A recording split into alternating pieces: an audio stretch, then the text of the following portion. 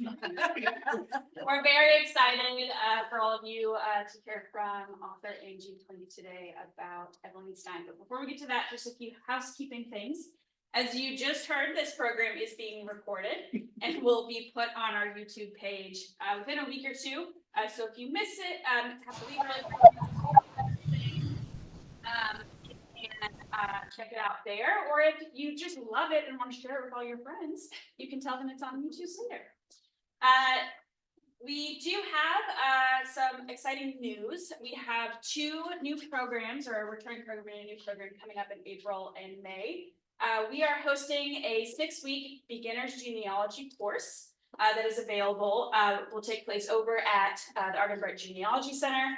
And will help you kind of learn how to do your family genealogy, everything from the resources that are available online, the resources that are available at the Argonne Bright and our own collections, and how to build your family tree out. So that's pretty exciting. We also have a new series of dinners that we're hosting with local chef Lauren Reed called A Taste of the Past. There will be 4 dinners throughout the summer, each with a different theme. Oh, thank you. Including feast foods, so foods you can only get typically at the Feast of the Hunter's Moon.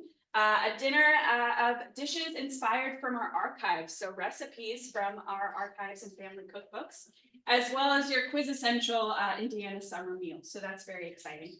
For those of you that are members, you'll have also received our brand new second quarter program brochure that you just showed, hopefully in your mailbox this week, maybe next week, how slow the mail is.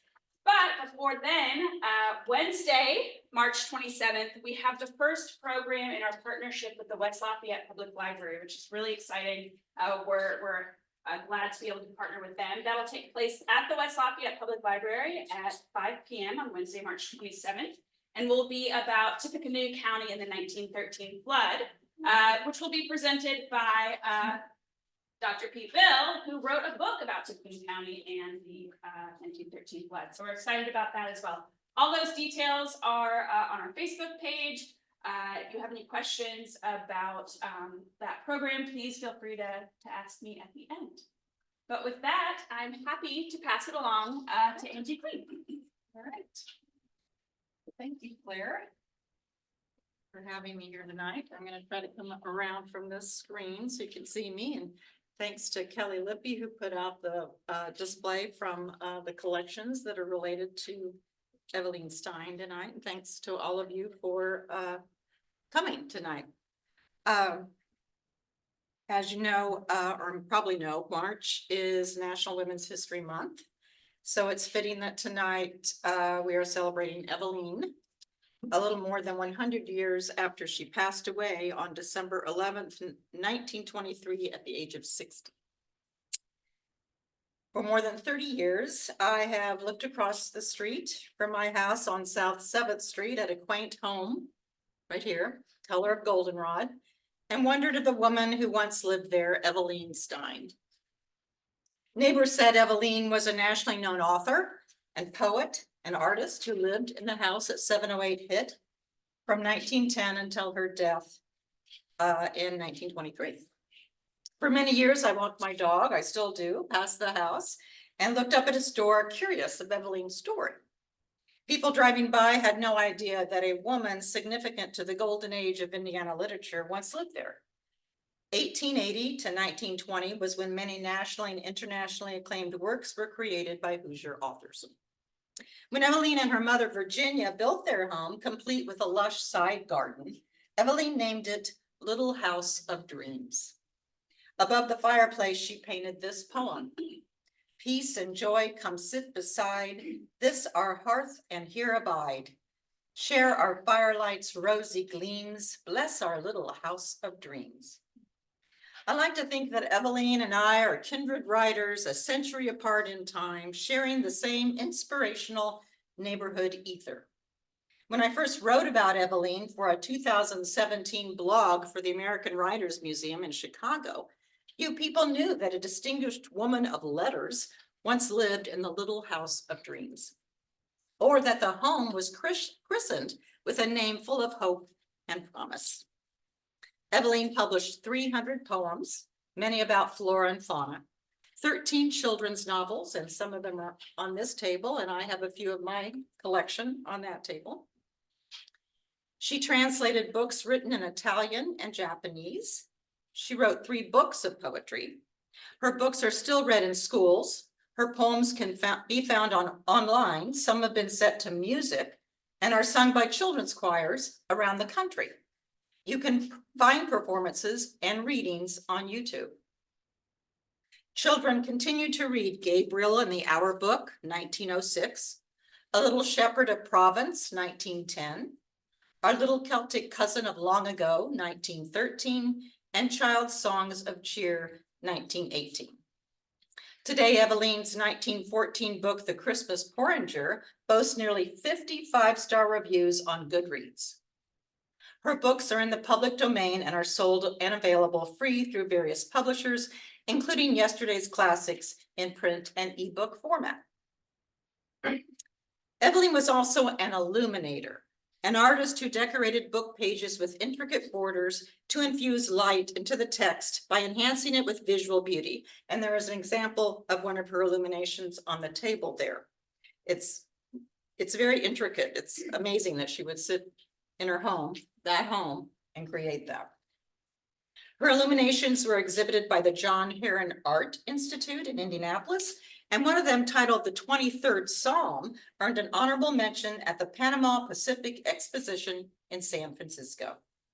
Evaleen's mother, Virginia, was the director of Lafayette's Public Library, what is today the Tippecanoe County Public Library. And today, that 23rd Psalm graces the beautiful Sweezy Room of Indiana history, along with a floral watercolor by Evaleen. I encourage you to visit sometime and see both of those pieces. So there's a story behind how the painting came to the library due to the foresight of a local woman. The floral watercolor was painted by Evaleen in 1895. Veronica J. Ricks, R-I-C-K-S, a local arts enthusiast, vocalist, and charter member of the Lafayette Symphony, found the painting at a sale in 1972. Ricks donated it to the Wells Memorial Library on North Street, the predecessor of the Tippecanoe County Public Library, and that building now houses the Arts Federation. I have a newspaper clipping on that table that talks about her donation, and that's how I discovered how the watercolor made it to the library. So Purdue professor and Dean of Men Stanley Coulter and his wife Lucy were good friends with the Steins. The building is named in his honor on campus, Stanley Coulter Hall. Coulter described Evaleen as a literary genius with spiritual grace of character and a delightful sense of humor. She loved nature. Through her works, one hears birds singing, the rustle of leaves, the murmurs of rushes, the lapping waters of stream and bayou. He said that Evaleen had an almost childlike capacity for being filled and thrilled with the enjoyment of things and events and life itself. When I began to tell the story of Evaleen Stein in 2022, the universe placed several connections in my orbit. Since then, my efforts to unearth Evaleen's history and raise awareness of her literary and artistic contributions have snowballed in grand proportion. Evaleen was a member of the Parlor Club, a Lafayette literary group that crowned her with the title of Poet Laureate. Her mother, Virginia, was an associate member. Several prominent town and gown couples formed the Parlor Club in 1877, and it continues to meet today to present and discuss scholarly papers. Well, my husband, Steve, who's here tonight, the back row, and I became members in 2021, and for my first Parlor Club paper presentation, I wrote about Evaleen Stein. Evaleen had been a member of Parlor Club from 1888, when she was 35, to her death in 1923. She wrote many original poems for the club, and she could recite even her lengthy, many pages long, from memory. Evaleen also had hand-painted Parlor Club anniversary programs, invitations, and menus. And there's a little sample of one of the menus there that's just gorgeous over there on that table. And you can also watch my presentation that I gave to Parlor Club, because it was virtual at the time, on my website, angieklink.com. So after I presented my Parlor Club paper, I submitted it to Traces of Indiana and Midwestern History magazine, published by the Indiana Historical Society, and to my delight, it was accepted and ran in the fall 2022 issue, and that's over there on the table. So Evaleen was a peer and friend with many well-known authors of the age, such as Booth Tarkington, Meredith Nicholson, Lew Wallace, and particularly her mentor, James Whitcomb Riley, the Hoosier poet. They were all members of the Western Association of Writers, organized in June 1886 with the aim to place the Midwest on the literary map. Evaleen and Riley corresponded for many years, and he encouraged her writing. Their letters are preserved in Evaleen Stein's papers in the archives of the Tippecanoe County Historical Association, and a couple of the letters are over here from James Riley to Stein. So to know Evaleen, one must know her family, the good and the bad. The Steins were well known in the community and at Purdue. Evaleen was born in 1863, 1 year after her brother Orth. She was a shy child with lovely dark fringed eyes. The siblings grew up in a cultured home. Their parents read them stories, taught them to reason, notice, and draw. Yet Orth tested his parents daily and teased Evaleen. In 1866, when she was 3, her father successfully ran for the Indiana Senate. As a friend of John Purdue and a senator, John Stein influenced the location of Purdue when there was a debate in the Indiana legislature over where a new land-grant university would be established. Through the efforts of John Stein, legislators accepted the offers of John Purdue and other local citizens to establish the university in Tippecanoe County. When Evaleen was 7, her father was appointed to Purdue's Board of Trustees and soon became secretary. According to the Purdue University archives, John Stein is second only to John Purdue as the father of Purdue University. However, the second father of Purdue, despite working 3 jobs, suffered financial difficulties. The trustees paid him modestly. He kept his law office and worked for the Republicans, but he made little money outside of Purdue. A talented writer and artist, Evaleen's brother Orth was 14 when he was hired by the Lafayette Courier to illustrate the bizarre 1876 story of James Moon, who checked into Lafayette's Lar Hotel, and many of you may know this story, with his portable guillotine and killed himself by severing his own head into a soapbox. Orth carved 3 block prints to depict the gruesome scene. He was then hired to continue illustrating and writing for the newspaper. By day, Orth played the respected lawyer's son, but at night he secretly made shady friends, smoked cigars, drank whiskey, gambled, consorted with wild women, and played with guns. He was fascinated with the world's dark underbelly and began writing stories filled with sensational half-truths. Evaleen's life is quite different from her brother's, and a childhood bout with rheumatic fever left her with a weak heart. Slim, with dark wavy hair and a quiet countenance, Evaleen enjoyed time alone to think and create. At age 15, she wrote of fleecy clouds, shooting stars, pine cones, honeybees, church steeples, and mistletoe. She cultivated and arranged flowers. Her father built her a platform in the backyard where she fed and watched songbirds. She read the works of famous poets and volumes about history, religion, and travel. Unknowingly, Evaleen was preparing for her life as a writer, an artist who would one day paint lovely scenes with brushes and words. But first, Evaleen experienced great shame and loss. At age 16, Orth was named as the Courier's city editor. He wrote poetry for the paper, but also invented wild stories for various newspapers around the country, often under aliases. His shady life came to a heartbreaking crescendo when he wrote for the Kansas City Star. Orth was infatuated with a woman who was the mistress of another man. When they met in a hotel room, Orth fatally shot the other man. There's something funny going over there. You know something I done? So he was claiming it was self-defense. Lafayette newspapers wrote of Orth's scandal, and the Steins were crushed by the disgrace. Evaleen was age 20, and they sent her away to her cousins in Logansport, and her parents took the train to Kansas City for Orth's trial in July 1883. Tearfully, Virginia Stein testified on behalf of her son, stating that Orth was nearsighted, a point of defense. It didn't work. However, Orth was found guilty of second-degree murder and sentenced to 25 years in prison. The shocking story made headlines in newspapers around the country. Orth was granted a new trial and released on bail, paid by friends of the Steins. His parents were in despair. John had chest pains. He worried, blamed himself for his family troubles, and lost sleep. He felt bankrupt of money and esteem. Legal clients and neighbors avoided him. The Steins stopped going to church. It hurt too much. Evaleen continued to stay in Logansport while her parents left for Kansas City for Orth's second trial. This time, Orth was acquitted. The Steins returned to Lafayette, and Orth began writing for the Lafayette Journal. 5 months later, with his family at his bedside, Evaleen's father, John, age 53, took his last breath. Orth wrote a glowing newspaper obituary for his father that ran the next morning.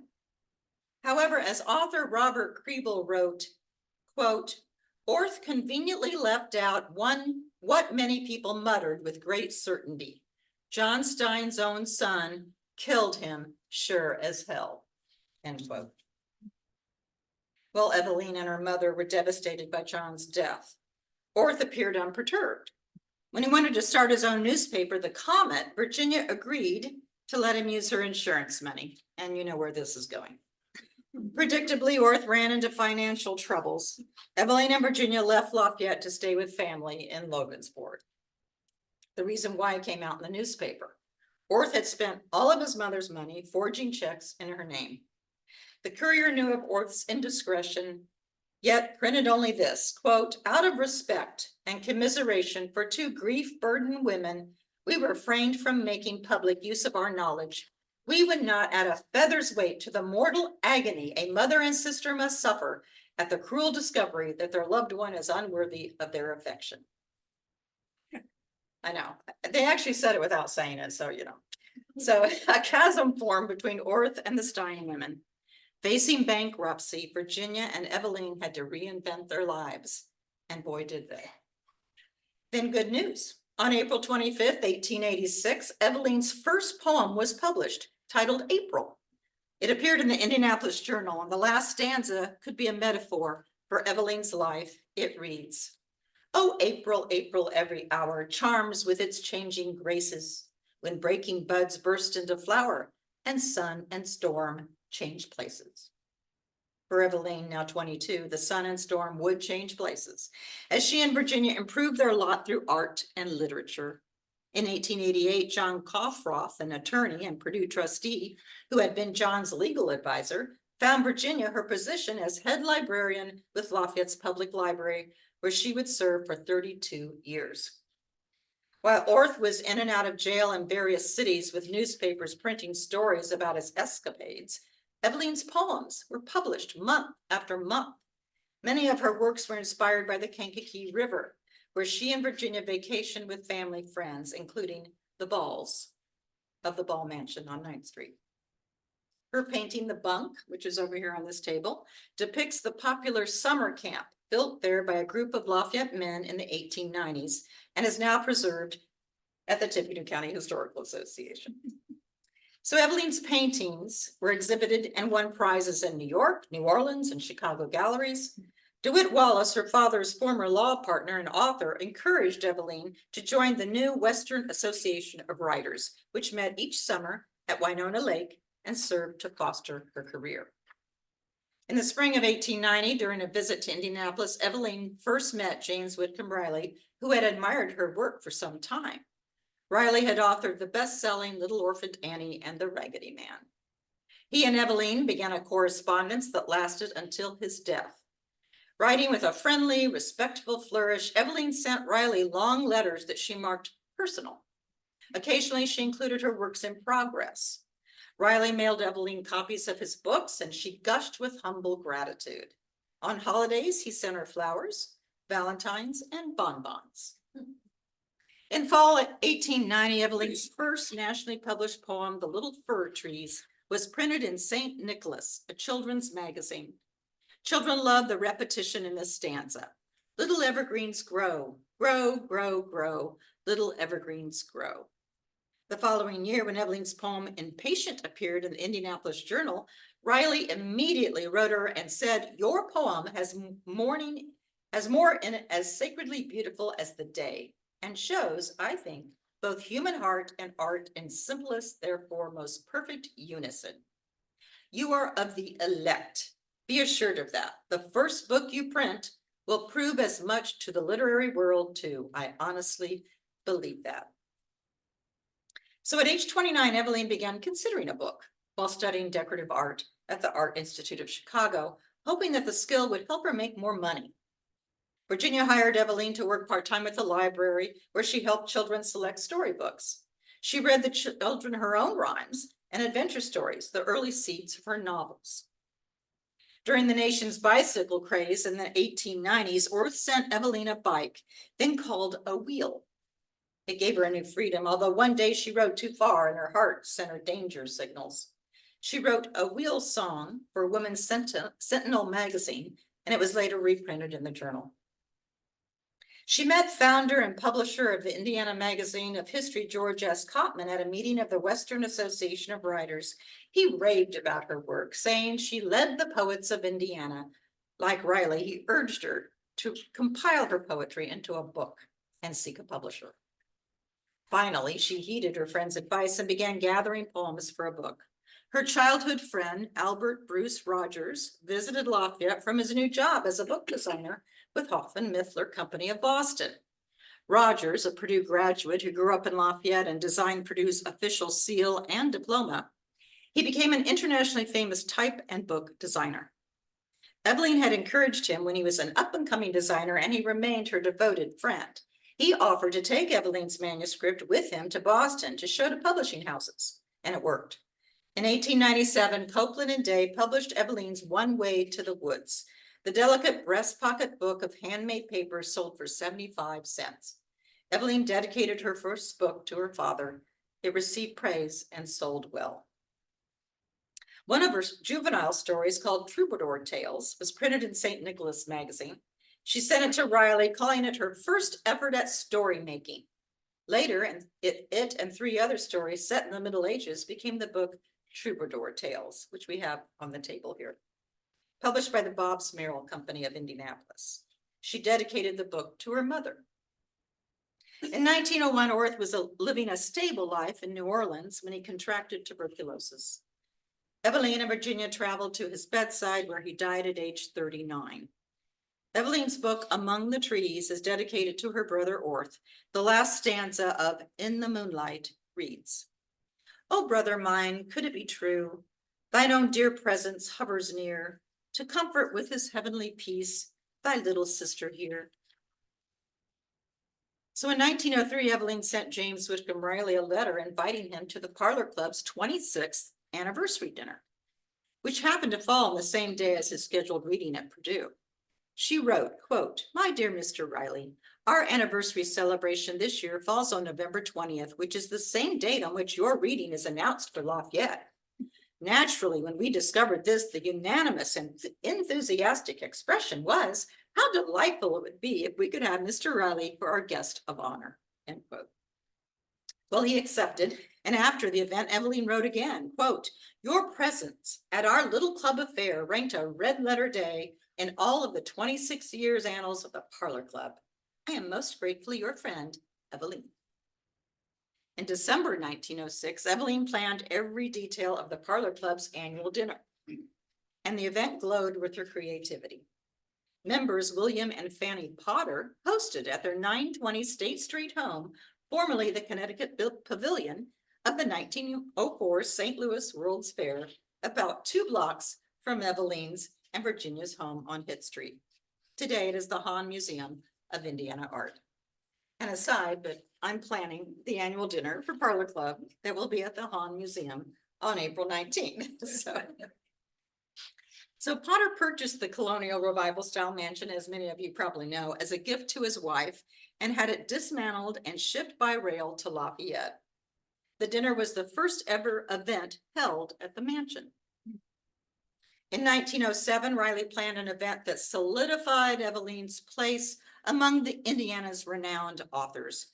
To recognize her literary talent, authors of the golden age of Indiana literature provided readings of their works at Purdue's Eliza Fowler Hall. Joining Riley were humorist and playwright George Ade, best-selling author Meredith Nicholson, and novelist and Purdue trustee Charles Major. Purdue President Winthrop Stone served as a master of ceremonies, and he was also a member of Parlor Club. Evaleen was 44, and she read selections from her book Among the Trees Again, closing the evening with Little Fir Trees. The 1,600 spectators, a little more than what we have tonight, I'm kind of disappointed, remembered well the poem's signature refrain, "Grow, little evergreens, grow." When they applauded loudly at the end of her reading, she sat frozen, unsure of the protocol. Riley leaned in and, playing off the words of her poem, whispered, "Go, little Evaleen, go." She quickly stood and bowed. Afterward, Evaleen wrote Riley, quote, "Never in all my life has anything so profoundly touched me. I can scarcely think of it without my eyes filling with tears. I still sometimes wonder if it is not all some marvelous fairy dream." Ticket sales netted approximately $1,000 to fund Evaleen and Virginia's tour of Europe, where Evaleen collected material for her popular Little Cousin series of books, featuring a little cousin from different countries. So Evaleen's literary and artistic works are copious. Unfortunately, many were unsigned or lost to eternity. She promoted Royal Brand baking flour with her amusing poem, A Ballad of Sad Biscuits. She helped sell Liberty bonds with her opus, The Thrift Stamp Speaks, and produced commercial decorative art for the Southern Pacific Railroad. Evaleen also wrote a Purdue hymn titled Vive Purdue that was published in Songs of the Western Colleges, and I found a copy of that book on eBay, and it is over there on the table. It has a fantastic cover. So in 1916, she appeared at Purdue to read the 14-page centennial ode she wrote for the Battle of Tippecanoe, titled To Indiana on the 100th anniversary as a state. The Purdue exponent reported, quote, "Coming as it does from one of Indiana's favorite writers, the leading poetess of the Hoosier state, and a daughter of the late John A. Stein, who was an intimate friend of John Purdue, founder of Purdue University, it is especially appropriate for the occasion," end quote. Yet, with all her success, Evaleen needed money. When she was 49, she wrote letters to Purdue President Stone and the university's director of libraries, William Hepburn, both her fellow members of Parlor Club, inquiring about a possible Purdue library position. A few years before, Virginia had applied for the position as Purdue's director of libraries, but Hepburn was hired instead. So Evaleen received no response from her letter for a whole year. Finally, when President Stone wrote her in reply, he told Evaleen there was no place for her at Purdue. He said a position in the library called for someone who had been trained. Evaleen took the rejection as an insult. After all, she had years of experience working at the Lafayette Public Library, where every afternoon she replaced her mother, who at age 72 still held the position as head librarian. Evaleen wrote Hepburn an uncharacteristically blunt letter. Quote, she said, "While I had determined to keep to myself my thoughts on the subject, the last letter coolly placing me in the ranks of the utterly untrained in the work for which I asked has so exasperated me that I simply must give a little expression to what I think. I did not ask for a place in the Purdue Library merely on the grounds of a love for the souls of books. I asked for it on the strength of many years' arduous experience in practical library work," end quote. She ended with the bold statement, quote, "I have been rather unkindly treated by the institution which owes its very existence and its location in Lafayette to my father, more than to any other person aside from Mr. Purdue himself," end quote. Well, on December 11th, 1923, Evaleen's weak heart gave out and she died at the age of 60. Evaleen wanted a simple funeral held in the living room of the little house of dreams, where her work table remained with an empty chair. Her bookcase was filled with autographed volumes by Indiana authors who were her peers and friends. The following year, Virginia died at age 84. 4 small gravestones line up under a shade tree at Lafayette's Greenbush Cemetery, modestly marking the lives of the Stein family. 1 month before she died, Evaleen was interviewed by a reporter whose story ran after her death. He wrote, "She spoke with the wonderful sunsets to be seen from Hitt Street, her Hitt Street home, of the view across the hills toward the west. Few people knew and appreciated the literary genius which the city possessed." Well, for more than a decade after her passing, Evaleen was remembered annually on her birthday by the Lafayette Teachers Federation. A memorial wreath was placed on her grave, and school programs featured children reading and singing her poems. In a 1931 address to the Lafayette Teachers Federation, Stanley Coulter said, quote, "Today, as we look back upon the years when Evaleen Stein was with us, we realize we took too much for granted. We were so accustomed to the easy grace of her utterances, to her cheerful willingness to respond to her manifold demands upon her time and talents, that we failed to appreciate the full measure of her genius. We were in the presence of greatness and failed to realize it." End quote. So ended the paper I wrote for Parlor Club and subsequently for Trace's magazine. However, the Evaleen Stein momentum continued. Using the research I had conducted on Evaleen, I applied for an Indiana Historical Bureau marker to honor her, and my 8-page application was approved. The historic plaque honoring Evaleen Stein will be erected in the next few weeks at the site of her former home on Hitt Street, the Little House of Dreams. Zebra Landscaping is donating their services to install the marker. Then, just as the plaque was approved, I was asked to write about the Ball Mansion tour hosted by the General de Lafayette chapter of the Daughters of the American Revolution in October 2022 on 9th Street, around the corner from Evaleen's house. Annette Winter Ball, daughter of Evaleen Ball, whom I knew personally, and many of you did too, from the 9th Street Hill Neighborhood Association. Well, Winter, her daughter, displayed her personal collection of Evaleen Stein's artwork during the tour at the home. The collection depicts the Ball family's beloved summer camp, like I said, along the Kankakee River, where many friends visited, including Evaleen and Virginia, who spent summers there. Evaleen slept in Camp Evaleen, and the camp was the inspiration for the bunk over there on that table. So I always believe that if we are paying attention, everything is connected. And the Ball home tour was another example of how unforeseen opportunities were set before me on my quest to bring Evaleen Stein out of the shadows of history. This led to my discovery of another connection. The founding members of the local chapter of the Daughters of the American Revolution were closely associated with Evaleen and her mother, Virginia. Evaleen and founding regent Georgia Stockton Hatcher were friends and performed in local musical plays. And that's what that third poster from the left is. Evaleen is seated to the left, and standing to her right on the far left of the poster is her friend, Georgia Stockton Hatcher. So Evaleen and her mother attended a lot of DAR events, even though they were not members, which meant they didn't have a patriot in their lineage that would from the Revolutionary War. So as the connections continued, I discovered that I'm a descendant of a patriot, and just last month I became a member of DAR. So after it was announced that I received the approval of the Evaleen Stein historic marker, Dave Bangert asked me to participate in a Q&A about Evaleen and the marker for the Based in Lafayette Substack, he writes. And Bangert's story helped me gather funds from interested community members who donated toward the making of the plaque, along with many Parlor Club members who also donated funds. I also applied for a grant from the William Pomeroy Foundation and received funds that helped with the cost of the plaque. The foundation is committed to supporting the celebration and preservation of community history. So perhaps this is the first you have heard of Evaleen Stein. Possibly we didn't hear much about her before I came along, because she was a humble, thoughtful writer who sat at her desk and took inspiration from nature.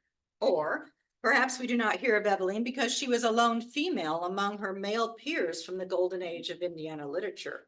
Her friends and mentors, James Whitcomb Riley, Booth Tarkington, Lew Wallace, still today receive press and recognition. The posters I have on display show the house as it looked when Evaleen and her mother lived there, on the left there, and as it looks today. The current residents say they often hear footsteps upstairs, and they wonder if it's Evaleen's spirit. However, it could also be her mother, Virginia, the director of the Lafayette Library, who died 11 months after Evaleen passed, having outlived her husband, son, and daughter.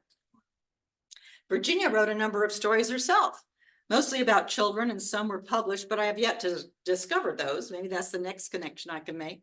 She completed a catalog of children's and young adult books and wrote a history of the Lafayette Library for the book titled Past and Present of Tippecanoe County, Indiana, published in 1909. Upon her death, an article published on November 8th, 1924 stated, quote, "In this long and faithful service, Virginia came into intimate contact with the intellectual life of the city. Being widely recognized as a woman of unusual talents, hundreds of people in the preparation of papers to be read at clubs and in seeking information of various sorts found her a ready helper, possessed of a great wealth of knowledge and very familiar with all sorts of reference books," end quote. It sounds as if Lafayette citizens had Virginia Stein as today's Google. So a drum roll, please. As I end my talk tonight, I'm going to offer you a video reveal, a sneak peek. You see how I can show you here a little peek. So I click it again. No, it went away. Here comes my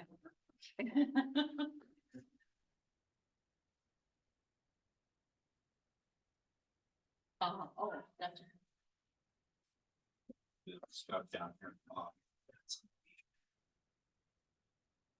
On the top, whichever you want to call it. So awesome. and that could be the bottom.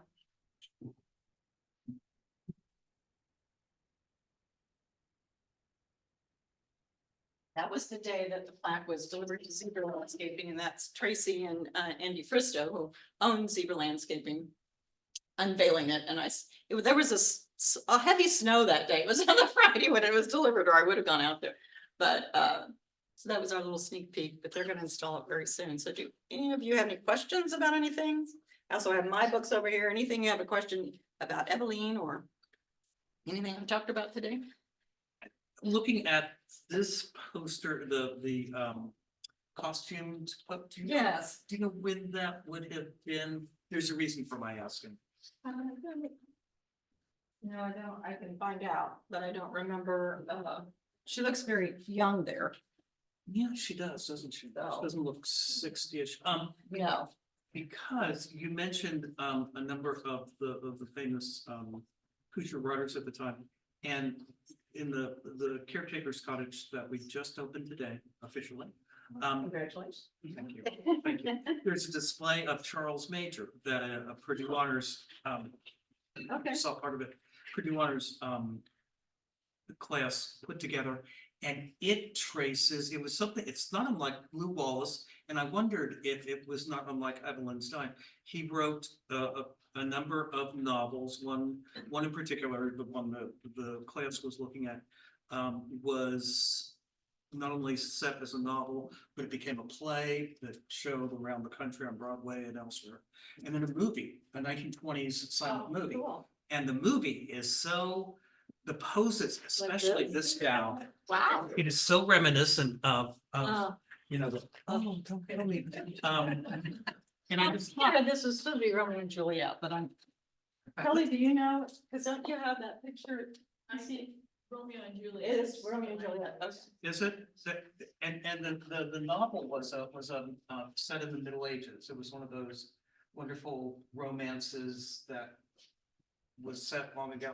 Anyway, to think that all these people came from Tippecanoe County, or had a Tippecanoe County Association, Evaleen Stein, Charles Major, the McCutcheon brothers, Riley is George A. University grad. Yeah, it's just amazing. That is amazing. And so many of them are kind of, as you said, are kind of lost to Yeah. until they get rediscovered again, and then people are like, Right. oh, Yeah. this is cool. I can stop in and see your display. Yeah, it's really- Anybody else? What's the date for the dedication? Oh, yes, thank you. The dedication is going to be Thursday, May 23rd at 5:30 at 708 Hitt Street. The Yeah, you can see it more here, but this is all, it'll be over here on this side, actually be on the 7th Street side. My house is right here, so I look up to the side of the house. But do you know, anybody know Mel and Grace Brunsman, who once owned Sergeant Restaurant? They live across the street on 7th Street, but they once lived in this house, and we were at dinner with them last Saturday. And so I was asking them about it. This is stucco. And they, they had 6 kids. So they added on to this, to the house. Like they added this. And they, I think, put the siding on it too. So that's like vinyl siding on it. But it's stucco underneath. They added on when they had kid 3 and 4. Yeah, yeah. And then they moved to around the corner to a larger house. So, yeah. And the Woolsacks live here now, Margie and Wayne. And they portray the best Santa and Mrs. Claus that you've ever seen. And so like it says Mrs. Claus on, that's her car and that's his truck. It says S Claus. And so, they go all over Indiana portraying the Clauses. So she's gonna help me unveil, the plaque on the 23rd of May, and then proceed, or after it, there'll be a dinner at the Lafayette Country Club at 6:30 on that day. There'll be RSVP and payment in advance and limited to 75 people. And that will be announced soon, so we're working on that. So Claire's on the committee. That's where all the paintings will be. And yes, and there's more paintings than what Winter Ball displayed at the home tour last year. She has about 40 that she's going to bring to town, and those will be on display at the dinner at the Lafayette Country Club. So that exhibit from her private collection. Winter lives in Columbus, Indiana. So she and her daughter, which would be Evaleen Ball's granddaughter, Jessie, will be at the dinner. So, in fact, the ball tour is going to happen again. That's sponsored by Daughters of the American Revolution, the Saturday before the dedication. So that's May 18th. And I'll be there portraying Evaleen Ball, Evaleen and Evaleen. I'll be Evaleen Ball at the ball home tour. So. Cool. Tony? Well, I was looking up some things, and John, the father, had a sister named Maria. And when she got married, her husband's surname was Orth. And is that how the son got to his first name? Yes, it is. Yes, and wasn't he in government and politics? Did you Well, find out anything about him? eventually one of the descendants was, yeah. Yeah, so I think that's who he's named after. I don't know how the timing is, but yeah. God love came later, yeah, but Oh, yeah, but well, I mean, after Orth. he Oh, that was was after Orth. Yeah, Okay, I'm pretty after sure. her Yeah. brother. Okay. I don't know, I didn't work the timing all out. I just thought it was funny that Yeah, the sister married somebody with the surname Orth, and then they named their son that. yeah. I mean, I assume that is why he's named Orth. Yeah. It's an unusual name. So. Someone else have Nick or, oh, happy. Well, this is a little off the topic, but I know about that home tour, but I don't know how to get tickets. Can you Yeah, tell me they're how to just get now them? announcing it. You go on Facebook though, that's I think the way they're doing it, the Facebook page. So, but it'll be announced more, so. On the Facebook page, I think there's an. Doris Facebook page, yeah. There's an email address where you submit to get tickets. Oh, really? And. Yeah. Click and pay, it's email and give it to you, Okay. kind of old school. Yeah. Yeah, Well, they're from the revolution. Which ones? Which one? Which revolution? Anybody else? Yes. Do you have any idea how many times James Lincoln Riley visited Lafayette? The who visited? James Oh, Riley. Riley? Oh, no, I don't know. Probably more than we would know. So, Well, I would presume you probably might appear in the newspaper when you Mhm. probably did lectures all over the country. oh, yeah. Probably would have given- Yeah, internationally known, too. Forward to read. Yeah. Public- He had connections to Delphi, didn't he? I read. Oh, So he wrote yeah. about your free time. Yeah. Well, he might have stopped on his way there. If you're there. So. Anybody else? Thank you. Well, Gary, yeah, thanks for taking an Thank you. interest in her. Yeah. yes, thanks for coming out tonight. Honoring the woman. Yeah, and feel free to look at these. They're very interesting, her books and Lots to look at. Just the comments about Purdue, yeah, the View Purdue. Yeah. Evaleen Stein wrote the words, the news was written by J.C. Arthur, who was a professor at Purdue. His house, he just lives like 3 blocks up Columbia Street, just up. It's a mental health center now, but it's the old part of that, it was its residence. He was a professor of something. I remember. Biology or No, botany. no, he was botany. Botany. Oh, yeah, but He was a world great expert in rust fungus, and today, the Arthur area. And I believe he was a member of Parlor Club. Yeah, a member of Parlor Club. Nothing to do back then, you had to go to Parlor. Literary groups and clubs. Thank you, Angie. Well, thank you. Thanks for talking.